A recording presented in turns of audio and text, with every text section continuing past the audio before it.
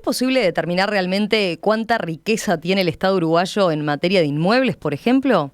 ¿Hoy se administran de la mejor manera? Una propuesta presentada por Faros, la usina de pensamiento de la Academia Nacional de Economía, plantea la creación de una unidad de gestión de activos y modernizar la contabilidad estatal para poder determinar el verdadero valor de los bienes que tiene en su poder el Estado. Su impulsor, el contador Daniel Álvarez, planteó en diálogo con el semanario Búsqueda: parte de lo que Uruguay necesita son escuelas nuevas. Entonces, ¿cuál es el problema desde el punto de vista contable de cambiar 5 baldíos por 3 escuelas? Si con una gestión de este tipo se obtuviera una rentabilidad del 1% sobre el valor del patrimonio total, equivaldría a una fortuna en términos de déficit fiscal, dijo. Estamos durmiendo en una joya, en una mina de oro, y no la estamos explotando, señaló. Para profundizar justamente en estas iniciativas, hoy en nuestra entrevista central vamos a conversar con el contador Daniel Álvarez, asesor financiero además y responsable de este proyecto que ya fue presentado, entre otros, al ministro de Economía, Gabriel Odone. Contador Álvarez, un gusto recibirlo. ¿Cómo le va? ¿Todo bien? Buen día, Romina. Agradecerte a ti, a Emiliano, por la oportunidad y, por supuesto, a Faros por tratar esta iniciativa, ¿no? A ver, usted tiene una larga trayectoria de más de 25 años trabajando, por ejemplo, en firmas como el Citibank, y no solo en Uruguay, ¿no?, sino también a nivel internacional. Esta experiencia hizo que se familiarizara desde hace tiempo, ¿no?, con este tipo de iniciativas, con esta idea de hacer un patrimonio del Estado más eficiente de alguna forma, ¿no? Sí, exacto. Yo justo le comentaba temprano a vos, Romina y Emiliano, en mi última etapa en Citi, que fue en Citi Argentina, cubriendo sector público, Citi trajo una serie de expertos que tocaban estos temas, ¿no? Algunos expertos de temas muy técnicos contables, que era evolucionar de una contabilidad base caja, como hace el gobierno, a una contabilidad principio de vengado, como tienen todas las corporaciones y como tienen los entes públicos, ¿no?, Antel, ANCAP, etcétera. Y por otro lado, una serie de expertos hablando del asset management, del manejo de activos. Cuando me volví a Uruguay, digamos, obviamente profundicé mucho en este tema y en este momento, hablando con colegas y amigos en Faros, sabiendo que Faros tiene siempre la iniciativa de presentar 2 o 3 iniciativas anuales, conversamos sobre este tema y, como tú decís, preparamos un trabajo que tiene como objetivo colaborar, digamos, como políticas de mediano plazo en la eficiencia del gobierno. Lamentablemente esto no es nada de cortísimo plazo, no va a cambiar lo que tiene que hacer el ministro mañana o los próximos 2 meses en cuanto a presupuesto, pero sí creemos que hay una oportunidad muy interesante mirando para adelante. El evento de Faros, el think tank de la Academia Nacional de Economía, donde se presentó la iniciativa, se tituló Patrimonio Público, una oportunidad de generar recursos más allá de la ecuación fiscal.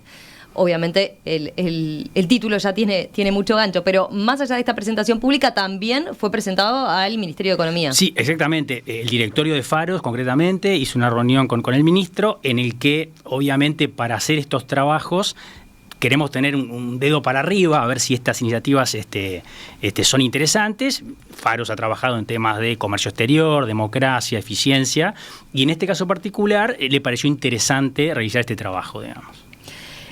Vayamos al proyecto en sí. Vayamos ahora puntualmente a lo que se plantea. A ver, en el documento usted señala que en Uruguay, al igual que en la mayoría de los estados soberanos, incluyendo los más desarrollados, las autoridades toman decisiones basadas en base a información parcial, dice, ¿no? Indica que las convenciones internacionales que existen en contabilidad pública hacen que el foco de información relevante esté centrado en ingresos, gastos, deuda pública y algún otro indicador, los cuales se toman en referencia al PIB al momento realizado. Y sin embargo, esta convención ignora activos públicos, la mayoría de los pasivos, y por supuesto nos quita, dice usted, la posibilidad de conocer el patrimonio de nuestro país. A ver, ¿podemos explicar en la práctica y a grosso modo qué se registra actualmente dentro de la contabilidad del Estado y qué no? Perfecto. Un breve comentario, ¿no? Cuando nosotros pensamos en contabilidad, yo soy contador, tenemos una evolución de 500 años de la contabilidad corporativa y hoy mencionamos un balance de situación patrimonial como algo básico que maneja una pyme, una empresa mediana, una empresa grande. Lo que sucedió con el sector público, con la contabilidad pública, es que evolucionó de manera diferente. No tomó esos sistemas de información, sino que en los años 1930, se define lo que es el Producto Bruto como una forma de medir el valor agregado de un país. Después de la Segunda Guerra Mundial, las Naciones Unidas extienden criterios de contabilidad pública para hacer comparables los países y que los financiadores pudieran tener referencias, y se manejan los conceptos de déficit fiscal, comparación deuda-producto, etcétera. Ahora, lamentablemente, la complejidad de los gobiernos, y esto pasa en todo el mundo, hizo que sigamos con sistemas contables base-caja, que contablemente es un sistema bastante básico, que no nos muestra la realidad económica, digamos, y no evolucionamos como evolucionan las empresas. Entonces, cuando decimos ningún jerarca toma las decisiones con toda la información, es que hoy nos parecería impensable que un gerente general o un gerente financiero tomara una decisión de inversión o gasto en cualquier empresa o en cualquier familia sin pensar en los activos que tiene. Nos pasa a cualquiera de nosotros. Una familia que tiene la suerte, o porque ahorró o porque heredó, de tener inmuebles, no va a tomar decisiones significativas sin tener en perspectiva lo que ocurre con eso. Si nosotros quisiéramos acá, y esto es interesante, ¿no? Estas presentaciones las hacemos en foros bastante técnicos, entonces decimos, bueno, intentemos hacer el balance de Uruguay. Y la verdad que no es nada intuitivo. O sea, nosotros vamos a poder saber cuáles son las disponibilidades, cuál es el pasivo financiero y una suerte de estado de resultados con lo que es la ecuación fiscal, ¿no? De ingresos por impuestos, gastos, pero no tenemos mucha más idea de más rubros. No sabemos cuál es el inventario, cuentas a cobrar y, por supuesto, desconocemos el activo fijo. Lo mismo pasa en el pasivo. Tenemos muy claro el pasivo financiero, la deuda externa, pero no conocemos el resto de los... A ver, ¿podemos poner ejemplos concretos para bajarlo a tierra saliendo del ámbito así más de contador o del ámbito más técnico? ¿Qué es lo que se ve hoy en un balance y qué no y debería estar? Bueno, vayamos al activo fijo, que es el rubro más grande. Si tú le preguntás hoy día a cualquier jerarca cuál es el activo fijo del Uruguay, sinceramente no tenemos ni idea. O sea, este es un tema que se viene presentando. Activos fijos, por ejemplo, inmuebles. Inmuebles, tierras, tierras. Pavimento, puentes. No sabe, o sea, qué tiene en materia de tierras. No tiene relevado y contabilizado. No. En materia de tierras, ¿cuánto valor tienen tierras? Y te lo pongo en perspectiva. Si vos vas a Nueva Zelanda, que es un ejemplo que tiene contabilizado todo, Nueva Zelanda tiene aproximadamente un 70% del Producto Bruto. Si lo pensáramos en términos uruguayos, estamos hablando de 45 billones de dólares o 50 billones de dólares en activo fijo, de las cuales más o menos un 30% es tierras, otro 30% son inmuebles comerciales, museos, etcétera, y otro 25% es red vial, pavimentos, puentes, túneles, ¿entendés? Y el resto son vehículos, maquinarias, etcétera. Ese número, que es un número súper relevante, fíjate que en Uruguay podría ser similar a lo que es la deuda bruta, que sea un 40%, 50% del Producto Bruto. Tenemos trabajos de fondos monetarios hechos en el año 2018 y 2021 en una base de 31 países primero y después un poco más, creo que 45 países, y el promedio del activo fijo de los países, sin contar la infraestructura de lo que se llama utilities, ¿no? De los Antel, de los UTE, de la ANCAP, es aproximadamente entre 50% del Producto Bruto y una vez Producto Bruto. Entonces, imagínate lo que es esa riqueza, ¿tá? Si fuera trabajada correctamente. Pero para ser trabajada correctamente, primero tenés que saber lo que tenés a nivel consolidado. No hay un inventario real de los activos fijos de Uruguay. ¿Cuántas veces se ha hablado del inventario de los inmuebles del Estado, por ejemplo, no? Claro, pero cuando empecemos a hablar vas a ver que es muchísimo más grande lo que estamos hablando. Vamos antes de hablar de eso, entonces, a seguir por este lado. A ver, con el diagnóstico, ¿no? Tal como lo tenemos hoy registrado en la contabilidad. Sí. ¿Qué problemas presenta, por ejemplo? ¿Cuáles son algunos de los inconvenientes a la hora de tomar decisiones? Bueno, lo primero es, como contabilizamos base caja, determinadas compras que se hicieron hace muchísimos años no están actualizadas. Entonces, cuando vos vas a un balance de cualquier empresa por criterio de lo devengado, todos los inmuebles van a estar revaluados, van a estar comparados con valor de mercado, y en cambio nosotros tenemos una subvaluación en comparación. Entonces, aunque tuviésemos un inventario real de los activos, que no los tenemos, probablemente tengamos una noción muy inferior de lo que es. Y mirá que en esto hay casuística a nivel internacional. La ciudad de Pittsburgh, en Estados Unidos, cuando hizo relevamiento de una ciudad, encontró el valor de los inmuebles 70 veces lo que el gobernador pensaba. Lo mismo pasa en Boston, lo mismo pasó en Nueva Zelanda. Entonces, Cuando nosotros como uruguayos pensamos en la joya de la corona y no queremos que nos toquen los activos, lo que tenemos que pensar es que no sabemos lo que tenemos, no está evaluado, no hay un equipo centralizado que lo maneje, no hay un objetivo de rentabilizarlo y hay una segregación tal en unidades diferentes, colonización, etcétera, etcétera, que hace que no hay nadie que tenga una visión integral. Estoy mirando acá algunos de los apuntes que menciona dentro de ese diagnóstico, ¿no? De las complicaciones que implica. Es difícil determinar la solvencia de un Estado. Uruguay tiene patrimonio negativo. ¿Cómo se corrige? A ver, es difícil directamente saber qué tan solventes somos, o si somos o no solventes. Y bueno, nuevamente, para ser solventes vos tenés que tener un balance. Cuando pensamos en un balance, vamos por los rubros de activo. ¿Cuáles son las disponibilidades? Lo sabemos. ¿Cuál es el inventario de mercadería? No lo sabemos. ¿Cuáles son las cuentas a cobrar consolidadas? No lo sabemos. ¿Cuál es el activo fijo? No lo sabemos. O sea que tú no sabes cuál es el total de activo. Cuando vas al pasivo, conoces el pasivo financiero, pero el resto de los rubros no los conoces. La diferencia de activo y pasivo te da patrimonio. Entonces, en definitiva, ese tema conceptual de solvencia, que al final es el que termina a ser el que te da la justicia intergeneracional. Uh-huh. Ha pasado muchos gobiernos que dicen, no, yo le dejé ordenado al próximo gobierno porque tengo un déficit mínimo o un equilibrio, pero en realidad eso no es la justicia, porque vos podés tener muy ordenadas las cuentas, pero haber generado una reforma de seguridad social o un evento que te genere un pasivo, un litigio internacional o cualquier cosa que hace que el patrimonio de tu país bajó.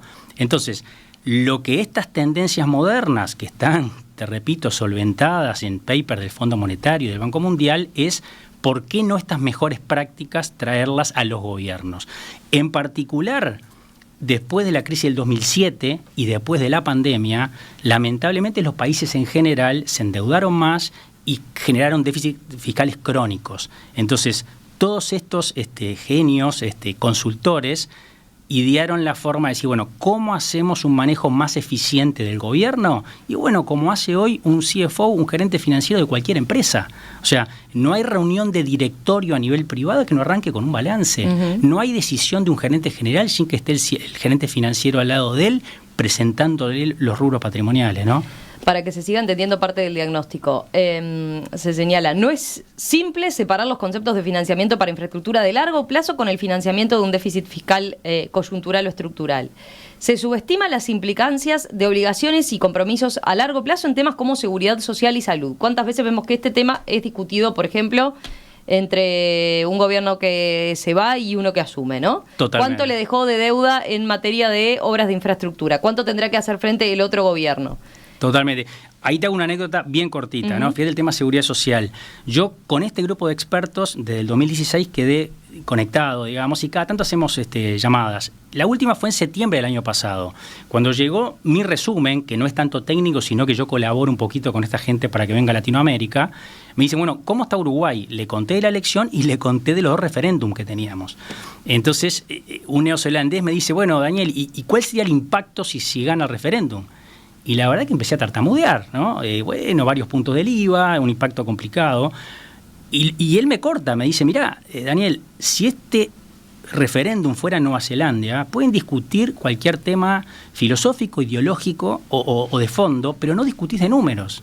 Porque cualquier ciudadano periodista va al balance 2019, cuando comenzó el gobierno de coalición, y mira cuál es el pasivo por seguridad social en ese momento, lo mira en 2024, y el auditor o el contador le va a poner una nota que diga, hecho posterior, existe una iniciativa del PIT-CNT que en caso de salir el pasivo sube a tanto.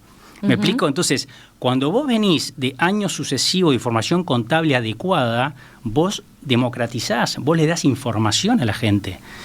Vos fijate que cualquiera que plantee una iniciativa, cuando estamos con una frazada corta en el déficit fiscal, ¿cómo puede ser que alguien diga el activo fijo en Uruguay es 50% o 100% del Producto Bruto? Estamos hablando de una diferencia de 30.000 millones de dólares. ¿Y eso qué es lo que hay de por medio? Digo, pero a lo que voy es, dormimos tranquilos sin saber el número del activo fijo, ¿entendés? Y vos hoy día, cualquier equipo de asset management que maneje un fondo, que maneje el grupo DOBAT, el grupo Lecuader, SACEM, te lo va a explotar de manera profesional.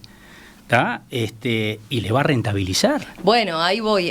Otro de los puntos que claramente aparece dentro de este diagnóstico es, hoy en día no los tenemos inventariados como corresponde, no sabemos qué tenemos, pero lo que lleva en definitiva a eso es que no tenemos un objetivo de rentabilizar. Nadie sabe si eso está ahí y solo genera gastos, si tendría el potencial de, pienso por ejemplo, cuántos inmuebles del Estado podrían alquilarse y ponerse y obtener una renta por eso. Totalmente. ¿Cuántos inmuebles del Estado podrían dejar de tener que pagarse un alquiler por determinado servicio, ¿no? que se contrata porque no se tiene determinada infraestructura, ¿no? O fíjate, algo más sencillo. Si hoy el activo fijo lo logramos hacer y es 100, ¿cuánto va a ser el año que viene? Va a ser 101 o 99. ¿Qué ha pasado en los últimos 10 años? ¿El activo fijo ha crecido o ha bajado? No tenemos ni idea. Entonces, lo que esta iniciativa propone es que cuando vos tenés bien identificado, centralizado a nivel macro lo que son tus bienes y un equipo profesional que propone ideas, vos le vas a poder fijar un objetivo de rentabilizar. Acá nadie está diciendo vender los activos. Yo quiero el objetivo a este grupo de gerentes que si hoy vale 100, mañana valga 101 y después 102. Entonces, en la medida que esa información llegue a la gente y vea que el equipo se profesionalizó y lo que se está haciendo es un manejo adecuado y el activo crece, la gente no va a tener tantos recelos cuando tú comentabas, cuando ocurre cualquier transacción. Porque la segregación que tenemos en los activos fijos hace... Yo tengo 55 años, mi memoria cívica arrancó en el gobierno del 85 y me acuerdo de la venta de la cárcel de Punta Carretas. Desde ese momento para acá, casi que cualquier iniciativa, por más loable o por más buena intención que tenga, termina en líos políticos. Entonces se genera una especie de inoperancia. Porque tiene un costo político. O sea, tomar decisiones en esas materias, o sea, de vender la cárcel, de construir la torre de Antel y demás, construir el Antel Arena, todo eso tiene un costo político para el jerarca que lo impulsa. Y eso... lo frena. O sea, en definitiva, si hoy Antel, ANCAP o UTE tiene terrenos no operativos, yo no me meto en lo operativo de cada ente, pero todos tienen terrenos no operativos, y se le ocurre alguna buena idea, no la va a plantear, porque realmente tiene tantos líos en lo que es su scorecard de presidente de ese ente, que no se va a meter en eso. Entonces, lo que estamos diciendo, creo que al final del día, y vuelvo al ejemplo de la oficina de deuda, que creo que te lo mencioné, es... si nosotros somos capaces de generar un equipo profesional que maneje un pasivo de la forma eficiente que lo hizo, ¿por qué no podemos generar un equipo que maneje el activo de una forma profesional, digamos? Vamos a hacer una pausa y enseguida continuamos y profundizamos en ese aspecto, ¿no? ¿Qué tendría que tener esta unidad de gestión de activos? ¿Qué ventajas presentaría? ¿Qué objetivos se podría trazar en materia de, justamente rentabilizar esos activos que tiene el Estado? Enseguida continuamos. Enseguida continuamos en la entrevista central aquí en Perspectiva con el contador Daniel Álvarez, promotor de esta iniciativa para crear una unidad de gestión de activos públicos y modernizar la contabilidad estatal para así determinar el verdadero valor de los bienes que tiene en poder el Estado y poder rentabilizarlos. ¿Se puede medir fehacientemente el patrimonio que tiene el Estado uruguayo, por ejemplo, en inmuebles? ¿Tenemos una idea del valor que hay allí? ¿Se le está sacando el mejor provecho a esos bienes? Crear una unidad que gestione lo que son los activos fijos del Estado y modernizar la contabilidad pública para conocer mejor esa riqueza y tomar así mejores decisiones es lo que propone Faros, el think tank, la usina de ideas de la Academia Nacional de Economías, que presentó el pasado 8 de abril un proyecto en esta dirección.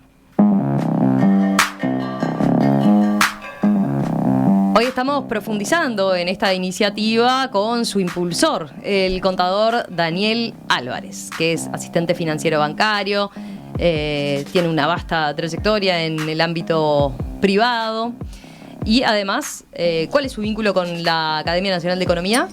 Perfecto, me acerqué a través de un gran amigo, el contador Marcelo Lombardi, a Faros con esta idea y la presentamos al directorio de Faros y fue avalada, digamos, para seguir trabajando, ¿no? El documento después va a estar disponible, por supuesto, en la web junto con la entrevista, pero, a ver, teníamos, a partir del diagnóstico, sobre todo que hacíamos en el primer bloque, estaban estos dos planteos diferentes, ¿no? Pero que están relacionados claramente. Uno, que Uruguay debería evolucionar hacia una contabilidad moderna, con principio de lo devengado. Y por otro lado, esta otra propuesta, que creo que es la que también los oyentes ven con más gancho, porque hace tiempo, ¿no?, que se habla de los bienes del Estado. Esta iniciativa de que Uruguay debería crear esta oficina de activos para gestionar lo que son los activos fijos de Uruguay de manera eficiente y profesional. Veía un montón de mensajes de los oyentes en ese sentido. A ver, planteo algunos mensajes. Leonel dice: la estación central es lo primero que me viene a mi mente. No entiendo por qué no se le ha concedido a quien la restaure a cambio de darle un uso apropiado realmente. No solo no sabemos lo que tenemos allí, sino tampoco le damos su valor real. Dice, muy interesante la iniciativa. Gustavo plantea: el principal activo fijo del Estado es la tierra, y la tierra no ha hecho otra cosa que subir de valor. Bueno, dice: llevo lo de la necesidad de cuantificarlo, pero no que se afirme que no se sabe si el activo creció o bajó. Yo creo que es un punto, ¿no? O sea, el valor de la tierra tocó un piso a la baja, 2003-2004, y a partir de ahí subió, es cierto. Porque ahí es muy interesante, ¿no? Cuando vos vas al ejemplo de Nueva Zelanda y lo tratás de transportar a Uruguay, no es tan intuitivo cuánto tenemos de tierra. O sea, Uruguay tiene redondo 17 millones de hectáreas de tierra, y siempre que empezás a pensar, decís, bueno, las tierras de colonización, los parques nacionales, las zonas costeras que son públicas, pero la verdad que cuando vos, y esto es un cálculo que hicimos con un ingeniero amigo que no lo voy a nombrar porque seguro que nos equivocamos a la baja, porque esto pasó en todos los países. Y vos multiplicás las cientos de miles o millones de hectáreas que tenés debajo de la red vial, que eso está contabilizado en los países, es realmente llamativo. No se nos ocurre pensar que ahí tenemos un pero fijo, vuelvo a decir, o sea, lo que acá hay que tener claro es, todos tenemos un conocido que tiene muchos inmuebles, una empresa que tiene mucha tierra o muchos activos. Ahora, no hay terrateniente más grande que los estados, no hay terrateniente más grande que Uruguay, y no hay propietario más grande que el Estado de inmuebles. Entonces, pensemos cualquiera de esas empresas cómo manejaría esos activos y cómo los manejamos nosotros. Concuerdo con el cliente, ¿no? El campo, que llegó capaz que un mínimo de $300, ahora está en 3.000, 4.000, seguramente nos dio una valorización, y es bueno, pero la verdad que no tenemos ni idea. ¿Entendés? Y acá lo que estamos diciendo es, un equipo profesional mirando el activo de inmuebles y teniendo objetivos hace la diferencia, ¿no? Otro mensaje, dice este oyente: muy interesante la explicación de los activos fijos. Le sumaría los servicios ecosistémicos y otros aspectos ambientales. ¿Ahí están contemplados? ¿Deberían estar contemplados estas cosas? A ver, yo creo que cuando vos armás el equipo, ahora enseguida hablamos de la oficina de activos, ¿no? Pero cuando vos armes el equipo profesional, yo me imagino, estoy pensando a futuro, traer un uruguayo trabajando en un BlackRock o un Templeton, un fondo global que maneje asset management, traerte un gerente con experiencia en SACEM, en el grupo DOBAT, el grupo del Ecuador, o sea, traer idóneos del tema activos fijos y, por supuesto, ¿no?, agregarle algún técnico especialista en temas ambientales. Y ese equipo gerencial, no me quiero adelantar, no va a tener libre albedrío, sino que va a tener una gobernanza que va a estar asociada con los activos que esté manejando. O sea, si esa oficina de activos maneja, por decir algo, todos los activos fijos del gobierno central, los activos no operativos de los entes autónomos que no quieren manejarlo y se hace un acuerdo de servicio, ¿no?, un SLA como pasa en la actividad privada, y por qué no, intendencias que digan, che, te defino estos activos no operativos que te los doy en administración. Bueno, esos jerarcas van a estar en el directorio o en el comité. Entonces, el mecanismo de funcionamiento va a ser un grupo de cracks en el tema de real estate que van a proponer ideas que van a tener que ser aprobadas por ese directorio, ¿no? ¿Y qué podrían ser esas ideas para que bajarlo a tierra? Pienso viendo mensajes de los oyentes también. Cristina dice, por ejemplo, en Canelones hay arrendamientos que son inexplicables, arrendamientos que hace el Estado que son inexplicables. Otra oyente nos escribía más temprano diciendo, en Mercedes, por ejemplo, el Poder Judicial tiene un inmueble de grandes dimensiones abandonado en pleno centro de Mercedes. Está inundado de ratas y palomas y, sin embargo, el mismo Poder Judicial alquila inmuebles para los diferentes juzgados a precios desorbitantes, según se comenta en la ciudad. A ver, yo creo que la casuística es infinita, ¿no? Y vuelvo a repetir, lo que plantean los oyentes hace que cuando ese equipo esté formado, las oportunidades sean enormes, ¿no? Pero por decir algo, ¿no? Hay ejemplos, por ejemplo, hay un ejemplo que los expertos estos manejan en Brasil, ¿no? una escuela municipal que está en Copacabana, en una esquina frente a la playa, con un frente muy amplio, digamos, en cuanto al tamaño y la oportunidad de un desarrollo de real estate enorme. Entonces, este personaje estuvo en Río y decía, mirá, yo paso por la escuela que está en muy mal estado, los chiquitos entran a la escuela mirando la playa, una gana de cruzar enorme, y claramente con ese inmueble vos hacés 10 escuelas, capaz que a 5 cuadras de la playa. Entonces, lo que él trata de transmitir es, cuando vos pensás a nivel micro, como hacen los oyentes, hay 10.000 oportunidades. Nosotros en la presentación que hicimos manejamos un caso hipotético como para no herir a nadie. Entonces decíamos, bueno, imaginemos que estamos 10 años para adelante. La oficina de deuda está funcionando, ¿viste? Entonces viene el gerente al director y dicen, miren, señores... La oficina de gestión de activos. De gestión de activos. Entonces, tenemos esta situación. Nos juntamos en el Comité Público-Privado de Infraestructura y de acá a 5 años hay que hacer la tercera vía de la Ruta 5. El campo está creciendo, etcétera, etcétera. Requerimos tercera vía. Los 500 kilómetros por el ancho son unos 7.000 hectáreas que tenemos que comprar. Entonces proponemos comprar ahora. ¿Por qué? Porque el campo sigue subiendo, como dice el oyente, y la oportunidad es ahora. ¿Cómo lo financiamos? No le pido ni a la ecuación fiscal ni a la oficina de deuda. Lo financiamos 50% vendiendo estos terrenos baldíos, y ahí va a venir la propuesta, y ahí van a tocar terrenos de colonización, de ANEP, etcétera, etcétera, y decíamos, como para tocar un poco, mudamos la Escuela Naval de Carrasco. ¿Por qué? Porque consideramos que ya está en un precio muy alto. Tantas veces se ha hablado de eso, totalmente. ¿no? Nunca se ha instrumentado. Y en definitiva, ese ejemplo redondito era un ejemplo que iba con los objetivos de la unidad, porque vos seguís haciendo crecer el activo, estás transformando activos no operativos en no operativos, y estás de repente mudando una escuela que todos sabemos que no tiene tanto sentido ahí. Ahora, cualquiera de esas transacciones manejada independiente por jerarcas de las áreas sería un lío. ¿No? ¿Cómo vas a comprar campo si no lo necesitas? ¿Por qué vas a mudar la escuela? O sea, lo que estamos diciendo es, y lo extrapolamos a la oficina de deuda. Bueno, ahí viene el ejemplo interesante de la oficina de deuda. Ustedes dicen en el documento, esa oficina de deuda que gestiona desde hace años la deuda, que nos dice, bueno, cuándo es más conveniente, ¿no?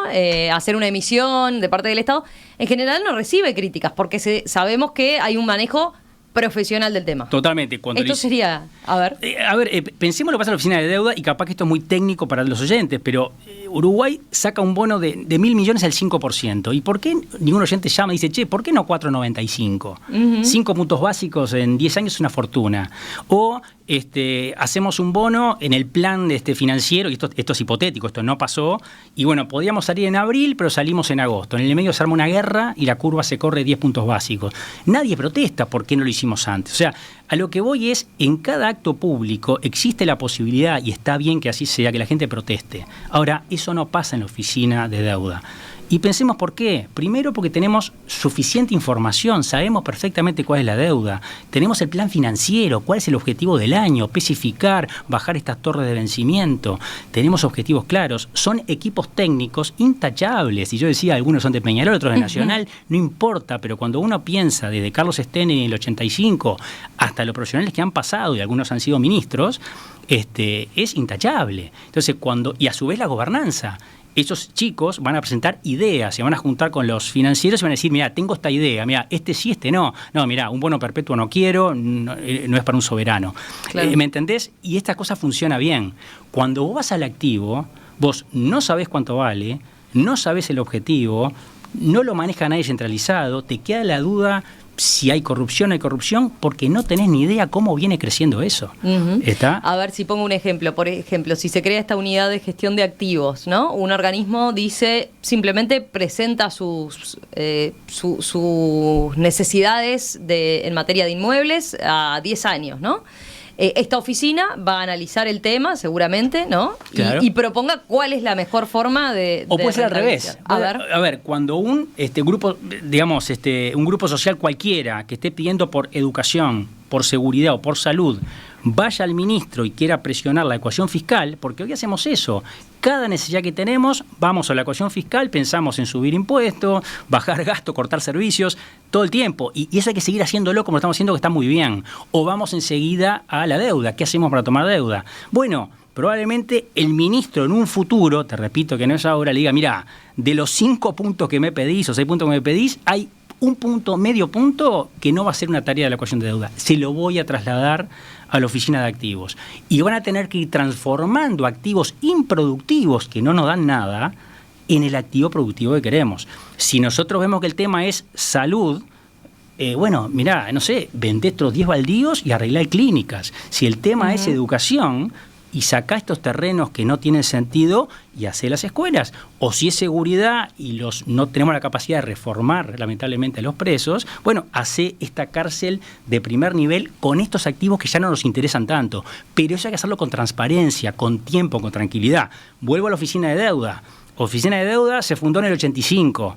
85-90 debe haber sido complicadísimo. Plan Brady, Latinoamérica reestructurada, debe haber sido muy complicado. 90-95, buen periodo, venían los capitales, menemismo, privatizaciones. 95 tequila, 97 crisis asiática, 98 rusa, 99 Brasil, hasta mayo del 2003, que fue el megacanje de la deuda. Hoy conocemos la oficina de deuda que conocemos, que es brillante, pero pasó momentos complicados. Entonces, a esto no le vamos a pedir algo en el cortísimo plazo.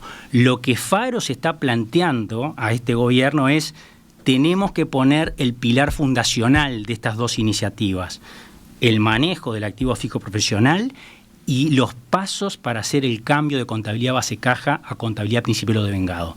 Sabemos, tenemos experiencias documentadas. Acá yo tengo un reporte del Banco Mundial, que hay un grupo del Banco Mundial que sigue, acá se llama 2024 Global Report on the Use of Accrual Accounting. Sigue a 165 países en el mundo cómo van cambiando este tema. Y este reporte, que es de marzo de este año, dice: el 30% de esos países ya está en contabilidad de lo devengado, tanto para generar balances como para presupuestación. El presupuesto no se hace base caja, sino devengado. Otro 40%, incluyendo Chile y Brasil, están dando los pasos para pasar la contabilidad, criterio de devengado, todavía no presupuestación. Y otro 30%, en el que estamos nosotros, seguimos colgados con el principio de caja. Cuando vas a los criterios que dice, bueno, voy a identificar los países que están en cada segmento, lamentablemente cuando vas al 30% que están en criterio caja, son los países menos desarrollados, con criterios de democracia más bajos, subsaharianos, etcétera. Entonces, el aporte que Faro se intenta hacer es sentar la semilla o las bases para estas dos iniciativas que tienen tiempos muy diferentes. Sin duda, la del activo fijo se puede hacer lo más rápido posible, y ahora tenemos un plan de acción concreto, digamos, para comentar. Me quedé pensando en lo que decía del ministro, ¿no? A un ministro de Economía esto evidentemente le parece interesante porque no tiene, ante necesidad de financiamiento público, no tiene necesariamente que pensar en, por ejemplo, aumentar impuestos, ¿no? Hay otra alternativa entonces, que es obtener recursos por esta vía, ¿no? Ahí habría un incentivo. A ver, yo hago un ejemplo de actividad privada. Si vos ponés hoy... Ni bajar gastos, que también es otra alternativa. Pero digo, si vos ponés hoy un equipo profesional manejando 30.000, 20.000 o 50.000 millones de dólares de activos, en la actividad privada, ese fondo te va a dar un 5% si solamente vive de alquileres, no comerciales, 5%. Y te va a dar doble dígito si desarrolla o hace otras tareas. Obviamente es imposible trasladar esa rentabilidad del sector público, porque tenés museos, tenés plazas, etcétera. Pero algo se le puede sacar. O sea, lo que te digo es, el objetivo es 1%, 1,5%, 0,8%. Esa plata, dado el monto que estamos hablando, es una fortuna para el déficit fiscal. Y eso es lo que estamos proponiendo. Sí, hay ejemplos en cantidad, ¿no? Lili dice, en la ruta 8, a la altura del kilómetro 20.500, casi llegando a Villa García, el INAU tiene una chacra que alguna vez se llamó San Ildefonso, que era un hogar para adolescentes sin familia, no infractores, que tienen decenas de hectáreas. Con frente sobre la propia ruta. Hace cerca de 20 años que está abandonada. El Ministerio de Vivienda, Ordenamiento y Territorial podría fraccionarla y venderla a precio razonable a cooperativas de vivienda, por ejemplo, o para erradicación de asentamientos. Ahí tiene hasta las líneas de buses en la puerta. En lugar de conceder o vender terrenos donde no hay nada y hacer crecer la ciudad de manera innecesaria, plantea. Esto como una de las opciones. Después, hay quien plantea, porque acá me parece interesante entenderlo de esta forma, esta unidad de gestión y venta de activos no es que va a salir a vender todos los activos del Estado. No, absolutamente. Claramente no. Digo porque hay quien consulta, por ejemplo, Agustín dice, si el Estado pone a la venta todas las propiedades y las tierras, el precio del mercado cae. No, pero a ver, déjame aclarar esto que es muy importante. Bien.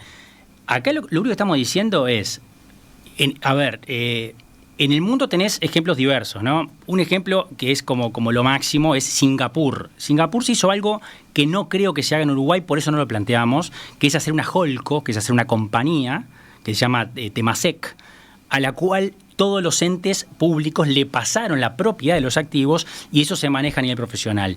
Yo eso lo veo muy complicado en Uruguay y por eso, hablando con Faros, hicimos esta propuesta que es emular el éxito de la oficina de deuda en un concepto de oficina de activos. Pero ¿cómo sería el tema? Esta oficina de activos es un grupo de gerentes que maneja, pero no maneja caja. La caja la maneja el Ministerio de Economía. Uh-huh. Ellos proponen ideas con el objetivo fijado al inicio del año, que sea crecer.